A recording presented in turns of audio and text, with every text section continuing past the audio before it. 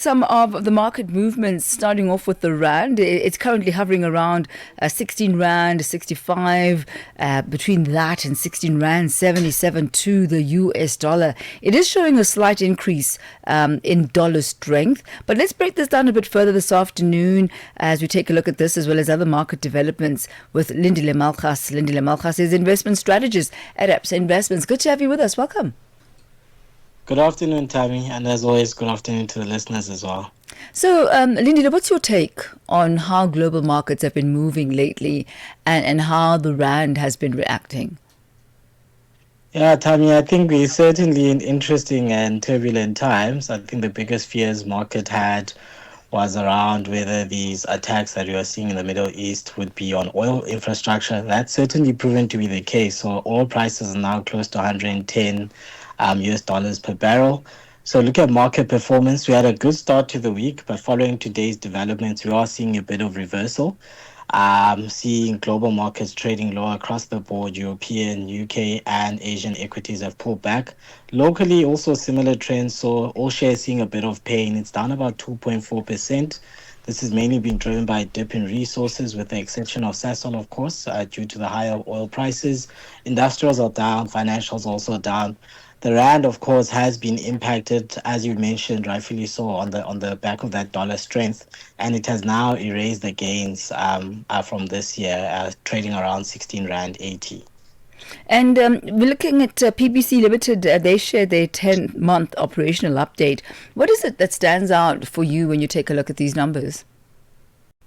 So looking at these results, I mean, I think it is sort of pointing to a turnaround within the company, and that management turnaround plan is starting to work. Revenue increased by a modest 4% within that 10-month period, as you mentioned. However, if you look at some of the other metrics that we look at, it's your EBITDA. So that's seeing an even bigger increase, increasing by 22% compared to the prior period.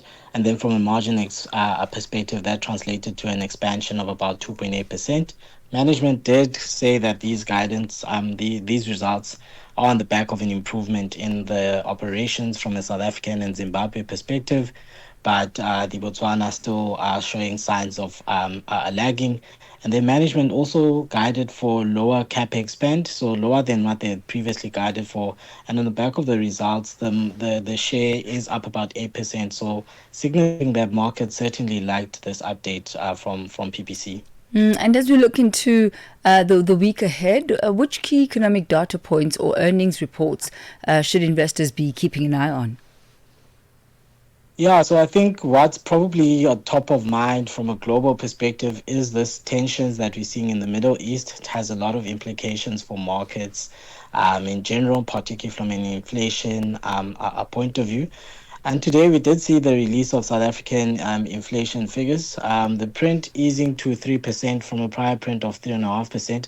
Of course, we need to consider that it didn't include the recent surge that we've seen in oil prices and also the weaker rand over the month. So you may see that tick up, and those certainly do pose upside risks to the inflation outlook.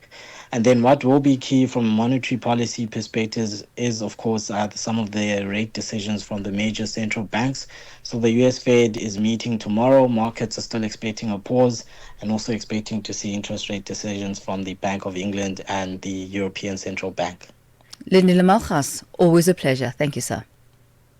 Thanks, Thami. Thank you. That's Lindile Malgas. He's investment strategist at Absa Investments. He takes us to exactly 4:58 Central African time, and that Africa